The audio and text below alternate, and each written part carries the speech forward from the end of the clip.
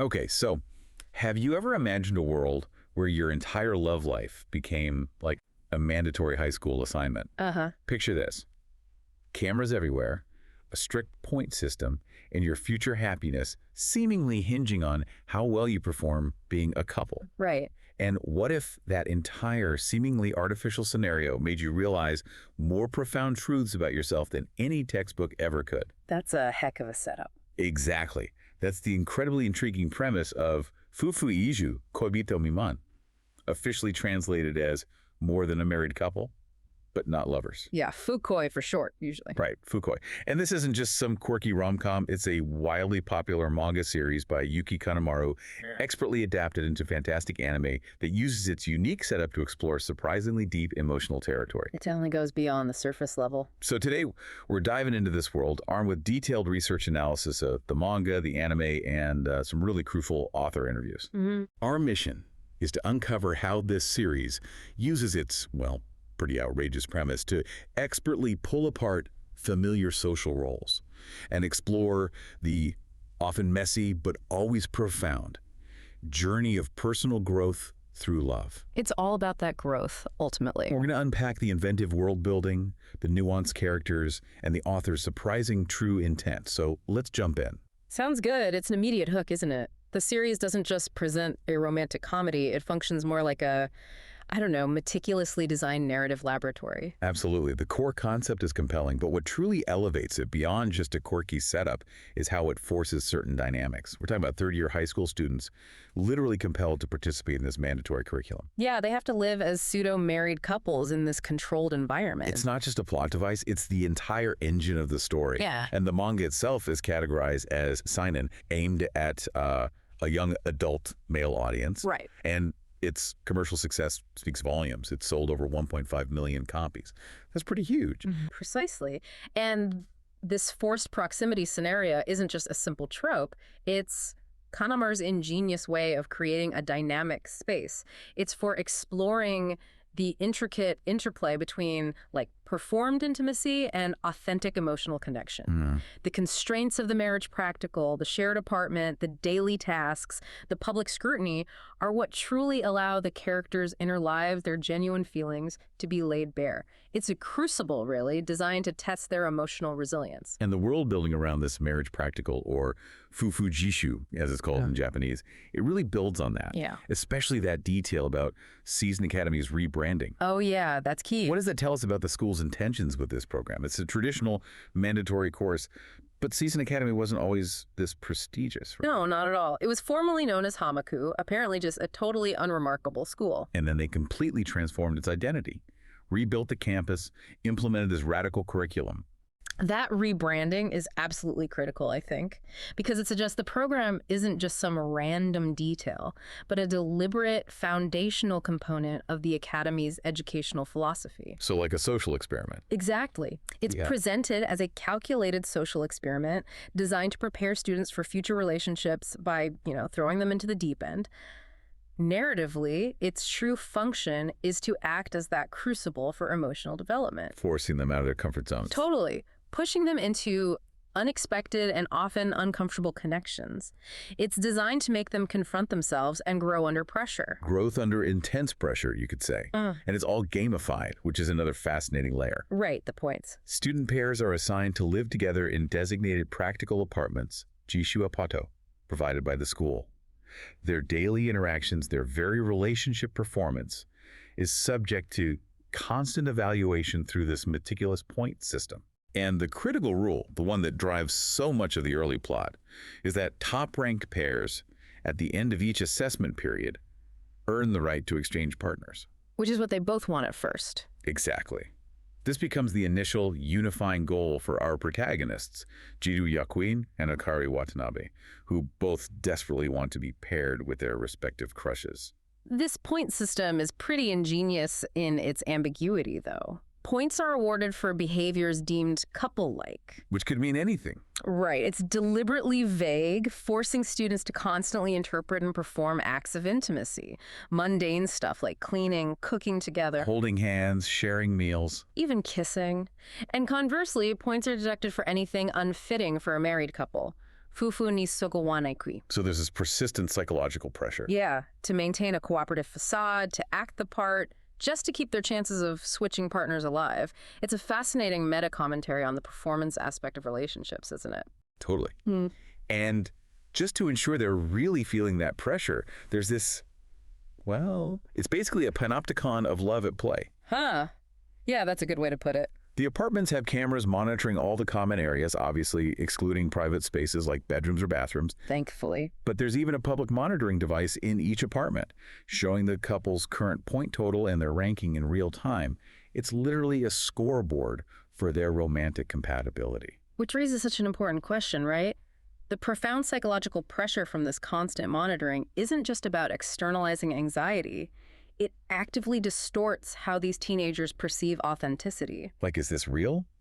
Or just for points? Exactly. Is a gesture genuine if it's primarily performed to earn points? Does a feeling become real only when it's publicly acknowledged and validated through a score, or when it looks couple-like on camera? Wow. It forces them to constantly second-guess their own emotions and actions, creating this unique kind of internal conflict that's, I think, far more intense than typical adolescent self-doubt. It's like living a reality TV show version of your own nascent romance. Totally. Blurring the line between true connection and calculated performance. I mean, imagine how this kind of constant monitoring would change how you perceive your own actions and feelings in a relationship. Yeah, seriously. Would you ever truly trust a moment of intimacy if you knew it was being scored? It's a truly thought-provoking setup. Definitely. And with such a unique setup, the characters navigating this peculiar experiment have to be equally compelling. Let's turn our attention to our male protagonist, Jirō Yakuin. Okay, Jirō. He's introduced as a self-described non-ryaju, basically, someone disengaged from typical social life, and an inkara, a gloomy or introverted gamer type. Right. And his initial crush is entirely on his childhood friend Shiori. Author Yuki Kanemaru has given some direct insight into Jiro's arc. She described it as a journey of discovering his non-quantifiable good traits. Stuff you can't put a number on. Exactly. At the start, Jiro's sense of self-worth seems deeply tied to measurable achievements, external validation. But through this forced cohabitation with Akari, he starts to learn that his inherent qualities, his quiet kindness, his compassion, his often overlooked consideration, have this profound value that can't be scored or ranked. Like those moments where he just quietly helps Akari out. Precisely. Those moments are key. Akari's gradual acknowledgement and praise of these very traits are instrumental in building his self-confidence, allowing him to step out of his introverted shell a bit. So the system based on points actually helps him find worth beyond points. It's a brilliant subversion, isn't it? The marriage practical, a system all about points, paradoxically becomes the environment where he learns his true worth is something immeasurable. That's a powerful transformation, especially in such a competitive environment. Okay, moving on to Akari Watanabe, the main heroine. She's Jiro's polar opposite in so many ways. Oh, definitely. She's introduced as this beautiful Jirō, that iconic, visually striking figure at the top of the school's social hierarchy, vibrant pink hair, trendy look. The whole package. But the narrative quickly shows that this outward confidence masks a surprising innocence. She's remarkably inexperienced when it comes to actual romance. Right, and her initial crush, like Jiro's, is on another popular student, Minami Tenjin. Kanemaru explicitly designed the Jirō archetype to highlight that compelling gap, japu, as they say, between their typically frank, sometimes assertive exterior and a shy, easily embarrassed interior when they face genuine, vulnerable romantic feelings. So just front. Largely, yeah. Akari's development centers on learning to recognize and respect qualities she initially lacks, or maybe just overlooks, specifically Jiro's innate kindness and generosity. Her Jirō persona functions as a kind of social armor. Protecting her real self. Exactly. A protective layer for a more vulnerable and earnest self. The forced intimacy and the constant, often awkward interactions within the marriage practical systematically crack this armor. It compels her to reveal the genuine person underneath, complete with her insecurities and earnest desire for connection. You see her trying to keep it cool, but then blushing like mad at something Jiro does. Totally. That's the gap in action. So her armor is being chipped away by unexpected genuine connection. Okay, next, there's Shiori Sakurazaka, Jiro's childhood friend and initial love interest. Shiori, right. She secretly reciprocates his feelings, but she's just paralyzed by the fear that a confession could irrevocably damage their long-standing, comfortable friendship. And Kanemaru was explicit about this too. She stated that if Jirō and Shiori had been paired from the start, their dynamic would have been stable, but also very stagnant. Comfortable but stuck. Pretty much. Their central obstacle is internal. That wall they'd have to break down is their shared history and the inability to evolve beyond its comfortable platonic confines. They're both afraid of disrupting a known good for an uncertain, potentially better one. The anime even reinforces that visually, doesn't it? It does. Scenes with them together often have this soft, natural lighting, symbolizing a bond that is natural and nostalgic, but ultimately static, unchanging. So the practical separating them is actually good for her. It acts as the necessary external shock, yeah. Forcing her to watch Jiru's relationships evolve makes Shiori confront her own passivity. She has to become an active participant in her own romantic fate, move beyond just hoping. That fear of disrupting the familiar is so relatable, but yeah, often so limiting. Okay, rounding out our quadrangle, Minami Tenjin, Akari's initial crush. Mr. Perfect. Basically, the embodiment of the ideal high school boy, handsome, kind, approachable, seemingly perfect. He gets paired with Shiori for the practical and actually becomes a genuinely supportive friend to her. According to Kanemaru, side characters like Tenjin are essential. They're used to explore different facets of love, particularly unrequited love, reinforcing the idea that there is no one true way to love. So he's not just a rival. Not really, no. He functions less as a direct rival and more as an important catalyst. Minami represents the idealized goal that both Akari and Jirō initially strive toward or compare themselves against as they navigate their own complicated feelings. Okay. A key turning point in the story is when Akari's affection shifts. It moves from the abstract ideal represented by Minami to her burgeoning, more complex feelings for the reality of the person she's come to know in Jirō. He's the perfect, unobtainable standard that ultimately helps them figure out what they truly want. Exactly. So as you think about these four characters, it's easy to see how they embody archetypes we've all encountered, or perhaps even been ourselves, right? Yeah, definitely. The quiet achiever finding their voice, the outwardly confident but inwardly shy one, the person paralyzed by fear of change, or the seemingly perfect ideal who ultimately serves a different, albeit crucial, purpose in someone else's journey. Okay, let's unpack this fascinating piece of production lore I came across. Fukoi was originally conceived as a really short story, intended to run for maybe 3 chapters, not a long-form saga. Yeah, that's right. This unplanned origin had a profound effect on its fundamental structure, didn't it? Oh, absolutely. A short story, by its very nature, demands an immediate narrative hook, right? You need conflict established quickly, a concise emotional arc, no time for slow burns. Gotcha. The marriage practical premise was just a perfect narrative engine for that format. It instantly established high stakes. The partner exchange system gave them a clear goal and created compelling character opposition between Jirō and Akari right off the bat. So that intensity was baked in from the start. Exactly. This initial creative pressure led to a concept so potent, so rich with possibility, that it basically demanded further exploration. The publisher saw that and decided to extend it into a full serialization. Wow. Kanemaru herself kind of alluded to the challenge of expanding what was designed as a sprint into a marathon, but that initial intensity is what made the concept so impactful, I think. Makes sense. So if the genesis was so compact, what exactly is the enduring message here? The central thesis that Yuki Kanemaru has articulated across multiple interviews. What's she really trying to say with all this? Kanemaru's central message is, well, remarkably consistent and clear. Love's ultimate value lies in its capacity to foster personal development. Growing through love. Precisely. She states, and I'm paraphrasing slightly here, but capturing the essence, whether it's successful love or something someone considers a failure, what matters most is that we learn from that experience and grow from it. Her stated goal is to depict love in all its different forms, demonstrating that every romantic entanglement, every emotional challenge leads to personal growth and development. So it's not just about who ends up with whom. Not primarily, no. That philosophy is the definitive lens through which all the character arcs should really be interpreted.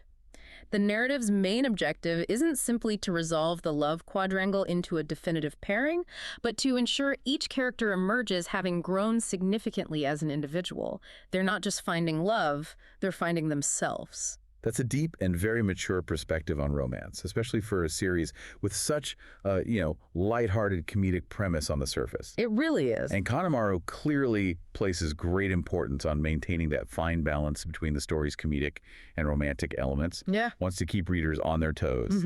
And this authorial priority extended directly to the production of the anime adaptation, too, which is pretty cool. She was involved. Oh, yeah, heavily involved. Attending story meetings, overseeing scripts, apparently even participating in dubbing sessions. Her most significant request was that the anime portray the characters' emotions authentically and very honestly. She wanted them to get it right. Exactly. Insisting that the adaptation do the deep dive into their feelings rather than offering just a superficial treatment. Her meticulous attention to the specific wording of the dialogue ensured the emotional weight and nuance of the original manga were preserved. Which makes the anime feel really solid. It makes the anime a remarkably faithful and authoritative adaptation. That kind of creator involvement is actually quite rare, and it speaks volumes about her commitment to the story's integrity. That level of involvement truly strengthens the adaptation. So, okay, if we're dissecting a series like this with a manga, an anime, and author interviews, where do we even begin to sort out what's definitive? How do we rank the sources? That's a crucial question for understanding any media franchise, really. The need for a kind of canon hierarchy. Right. With a manga, an anime, and direct author interviews, establishing a clear framework helps us resolve any minor discrepancies or interpret deeper meanings. So the manga, as the original creation, is Tier 1, primary canon. That's the foundation. The source text. Exactly. The anime, thanks to Kanemaru's heavy involvement and commitment to fidelity, is Tier 2, secondary canon. It's highly authoritative in its adaptation and interpretation of the manga's events. Okay. And crucially, author interviews are Tier 4, tertiary, or what some call paratextual canon, meaning they exist around the text. They act as the word of God for interpreting thematic meaning and character motivation. Giving us direct insight into her intentions. Precisely, offering direct insight into the creator's mind and intentions. Understanding an author's stated intentions, like Kanemaru's, can provide a really powerful lens through which to interpret the story and its meaning. It genuinely enriches your experience of the series. Okay, so let's try and bring all this together. The world of Fufuiji, Koibito Mimon, is built upon this sophisticated narrative framework that is way more than just a simple rom-com premise. Much more, yeah. The marriage practical at Season Academy functions as a controlled social experiment, a kind panopticon of love, where constant surveillance and gamification force its participants to confront the nature of their own feelings. Blurring those lines between performance and genuine emotion. Totally. And within this unique crucible, the series explores the intricate character arcs of its 4 protagonists, each embodying a distinct social archetype. And their journeys directly reflect author Yuki Kanemaru's central thesis, that the experience of love, whether successful or unrequited, is the primary vehicle for profound personal growth and self-discovery. Yeah, that growth aspect is key. And the author's deep involvement in the anime adaptation ensures that its emotional core remains true to her original vision, making it a highly authoritative secondary source for understanding the story's themes. The initial arc of the anime and the early volumes of the manga really succeeded as a foundational unit, didn't they? Oh, absolutely. That first major chunk masterfully establishes the unique world, its rules, the core romantic and internal conflicts. And most importantly, it pushes each of the 4 main characters out of their initial states of emotional stagnation. Right. Jirō begins to see his own intrinsic worth. Akari reveals her vulnerability and earnest self beneath that confident exterior. Shiori is spurred into action finally. And Minami's role as that idealized catalyst is fulfilled. It sets everything in motion perfectly. So ultimately, Fufuiji, Koibito Mimon, uses a seemingly frivolous and gamified premise to conduct this surprisingly sincere and nuanced investigation into the anxieties, the performances, and the triumphs of adolescent love. It demonstrates with compelling emotional clarity that even a false romance, born from arbitrary rules in the pursuit of a calculated goal, can become a more powerful and authentic crucible for discovering one's true self than perhaps any real relationship might have been for them at that stage. That's a really interesting final thought. It really forces us to consider, what does it truly take to reveal our authentic selves? And how do we ultimately learn about ourselves through connection, even when that connection is, well, initially completely artificial?